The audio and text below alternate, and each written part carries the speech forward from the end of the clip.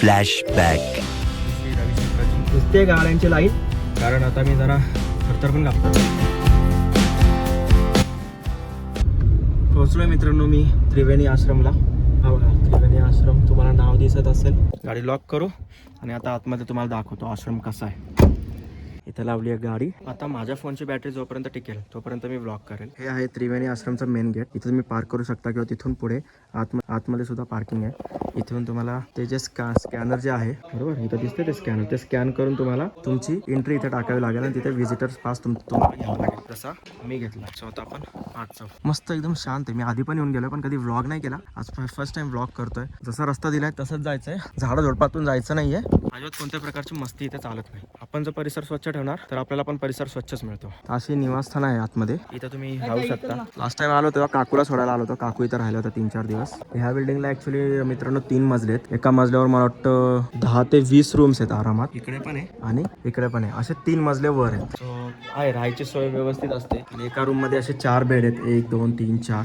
So म्हणजे एका room मध्ये लेडीज, एका रूम मध्ये जेंट्स असे इथे राहू शकतो आपण. येऊ शकतो आपण, म्हणजे सर्वांसाठी आहे ते, असं काही नाहीये. इथं आहे हेल्प डेस्क. तुम्हाला कोणत्याही प्रकारची मदत लागली तर इथं तुम्हाला मिळू शकते. आता आपण जाऊ जरा परिसर फिरायला. हे आहेत माझ्या काकू.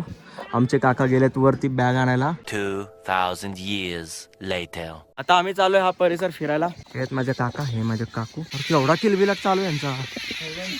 7 सिस्टर्स. 7 नाही ते जास्त आहेत. 7 सिस्टर्स म्हणतात त्यांना आणि ते 7 पेक्षा जास्त आहेत. थोडा अरे बापरे. बरोबर आहे. शेवटी बाई असू द्या की पक्ष्यांमधल्या फिमेल असू द्या, किलबिल राहणारच आहे आयुष्यभर. आहे का नाही काका? बरोबर पटलंय माझ्या काकांना. आर्ट ऑफ लिव्हिंगचा एक ॲडव्हान्स मेडिटेशन प्रोग्राम होता.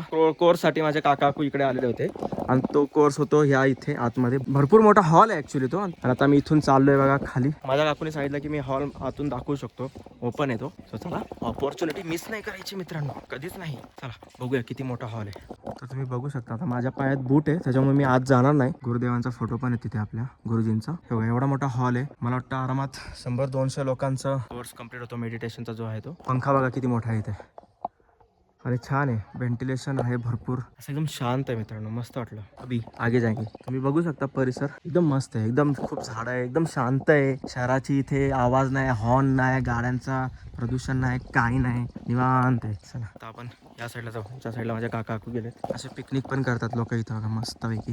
हे काय खाली किचन हॉल आहे ना मित्रांनो? हे आहे किचन इथलं. वरती आणि हॉल आहे अच्छा, मेडिटेशन साठी. वरती पण भरपूर हॉल आहे म्हणजे इथे मेडिटेशन साठी. आणि या साईडला इकडे म्हणजे नवरात्रामध्ये इथे होम हवन असते. अच्छा, इथे खूप मंडप वगैरे टाकलेला असतो, फुल असते. आणि त्या साईडला आहे नदी. माझ्या मोबाईलला बॅटरी नाही आहे जास्त, 50% आलेली आहे आणि ती केव्हाही होऊ शकते. त्याच्या आधी पटापटा शूट करून घेऊ. इथे काहीतरी मजा चालू आहे एका फॅमिलीची. हा बघा एवढा असा परिसर इथे. ह्याच्यात अडकलो तुम्ही आता. ह्याच्यावर जाऊन आपण आता नदी बघू. ही आहे आमची इंद्रायणी. आणि आता सध्या कमी आहे कारण ऑब्व्हियसली हिवाळा, उन्हाळ्यात पाणी सोडत नाही धरणातलं. एवढा वास नाही येते ना पाण्याचा. आता नाही का परवा आळंदीला गेलो होतो, म्हणजे मासे मेलेले होते 2-3 दिवस आधी. लय वास येतो त्या पाण्याचा. इथे खाली काहीतरी आहे. ह्याच्या खाली सुद्धा रूम्स आहेत राहण्यासाठी वगैरे. तसं मला वाटलंच तिथे हे जे आहे ना, ह्याच्या खाली चालायचा रस्ता आहे आणि त्याच्यावरती हे जे ग्रिल आहे हे टाकलंय जेणेकरून इथं लोकांना क्रॉस करता यावं. आणि मला आधीच हाईटचा फोबिया. मला असं वाटतं ह्याच्यातनं पण मी जाईन खाली चिकटकट. नाही मी नाटकी करत नाही, जे आहे ते खरंच सांगतो मी. बघा मित्रांनो हंस. हाय, हा मारू शकतो का सांगता येत नाही. हा चाललो. Bye continue work. बाय. त्या साईडला पण आहे. हो ना, खूप मोठा एरिया आहे. त्या साईडला पण आहे. मस्त फॅमिली पिकनिक करतायत लोक मस्तपैकी. हे बघा आमचा छोट्या बिबटा. त्या चरली आमच्या एरियामध्ये भरपूर बिबटे फिरतायत. मी याला छोट्या बिबटाच म्हणतो कारण शेवटी बिबट्या पण हा मांजरच आहे. मला वाटलं अटॅक केलाय नी माझ्यावर बॅक साईडनी, बॅक फायर. सो असा काहीसा परिसर आहे मित्रांनो. तुम्ही येऊ शकता इथं, नक्की व्हिजिट करा. आता बघू आमच्या काकूचं काम झालंय का. मी माझ्या काकूला म्हटलं की हे पोतं कुठेतरी ठेवूया. काकूला ते सोबतच घ्यायचं. त्या काड्या लागणार आहेत होम हवनसाठी. ह्या मावशींना लागणार आहेत त्या काड्या. तर त्या मावशींचं कसं आहे, सकाळ संध्याकाळ 2 टाइम होम करावा लागतो आणि 7 प्रकारच्या झाडांच्या काड्या पाहिजेत. तर त्या आता गोळा करायचे कामं चालू आहेत. सो काका मदत करतायत. हे सगळे ते तोडून त्या पोत्यामध्ये भरतायत. मी नाही करते कारण मला व्लॉग करायचा आहे. मी हेल्प नाही करू शकत. फॅमिली पिकनिकसाठी चांगली राहू झाडं. खायला आमच्या घरातल्या पोरांना असं मोकळं सोडलं तर बापरे, काकू बारीक होऊन जाईल माझी. मी विचार केला की मीच फिरतो कारण ते सगळे बिझी आहेत काड्या गोळ्या करण्यात. मीच तुम्हाला एकटा फिरून सगळा परिसर दाखवतो. मलाही थोडाफार परिसर माहिती आहे. तर आता आपण इकडे थोड्या वेळाने उतरूया. आपण ह्या साईडला जाऊया की हा रस्ता कुठं जातोय. हा रस्ता मला वाटतं परत एक मेन गेटकडे जातो आणि हा रस्ता खाली कुठेतरी चालला आहे. इथं मला वाटतं हे पंचकर्मा सेंटर आहे. इथे पंचकर्मा होता, इथं लिहिलेलं आहे पंचकर्मा. पंचकर्मा सेंटर आहे. हा एक रस्ता खाली जातोय, हा एक रस्ता परत ह्या मोकळ्या जागेकडे जातोय. बघूया पुढं काय. चलो जाके आएंगे. बघा इथे शेती आहे. ह्या साईडला सगळं हे नांगरून ठेवलेलं आहे, पेरून ठेवलेलं आहे. वेल एक असला तरी हा कशाचा वेल आहे आय डोंट नो. मला एवढं शेतीतलं कळत नाही, त्याच्यामुळे मी त्याच्यावर कमेंट करायला जात नाही. काय चुकला असेल तर क्षमा असावी. हा रस्ता बराच लांब चालला आहे. मी कुठं हरवणार तर नाही ना. मला इथं बिबट्या धप्पा नाही ना करणार. हे बघा मित्रांनो, त्या छोट्या छोट्या कुटी आहेत, दिसतात का तुम्हाला. या छोट्या छोट्या कुटी आहेत इथे. जेव्हा गुरुजी येतात तेव्हा ते गुरुजी ह्या कुट्यांमध्ये इथे राहतात. Maybe I am wrong, but माझ्या काकाकुणाच विचारतो की नेमकं त्याच कुट्या आहेत का त्या. मी त्यांना व्हिडिओ दाखवेल. परिसर खूप शांत आहे. येऊ शकता इथे फॅमिली पिकनिक म्हणून. काय नाही, काय टेन्शन नाही, कोणी काय अडवत नाही, व्यवस्थित आहे सगळं. A few moments later. माझा फोन हँग झाला होता, त्याच्यामुळे पुढे जे बोललो ते शूटच नाही झालं. हा परिसर खरंच खूप छान आहे. तुमच्या घरात जर लहान पोरं असतील ना मित्रांनो, तर त्यांना इथं आणा आणि मोकळं सोडा.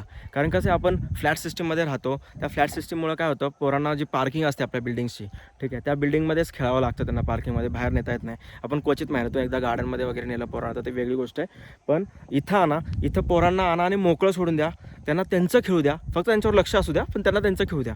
इतके एन्जॉय करते ना पोरं की म्हणजे मी ते शब्दात नाही सांगू शकत ॲक्च्युली.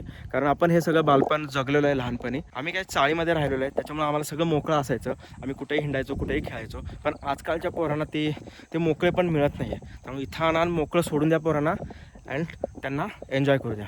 तेव्हा माझे काका अजूनसुद्धा आहे ना काट्या गोळ्या करत आहेत. असं मोकळं सोडून द्या पोरांना. मस्तपैकी ते एन्जॉय करतील. त्यांचा एवढा मोठा आहे बघा. इथं क्रिकेट खेळू शकता, म्हणजे तुम्ही बॅडमिंटन, फुटबॉल काही आणा मित्रांनो पोरांसोबत. पोरांनाही खेळू द्या आणि स्वतःही खेळा. तर मित्रांनो बघा, हा आहे नदीचा परिसर. मी आलो आहे खाली, इथपर्यंत पायऱ्या आहेत. मी आत्ताच तिथे खाली जाऊन आलो. ती फॅमिली तिथे आहे, त्याच्यामुळे मी जास्त शूट नाही करू शकलो. पण खूप चांगलं वाटतं आहे. पुढे आपलं तुळापूर आहे. आपल्या संभाजी महाराजांची तिथे समाधी आहे. एक दिवस तुळापूरसुद्धा कव्हर करेल आणि तो दिवस लवकरच येईल.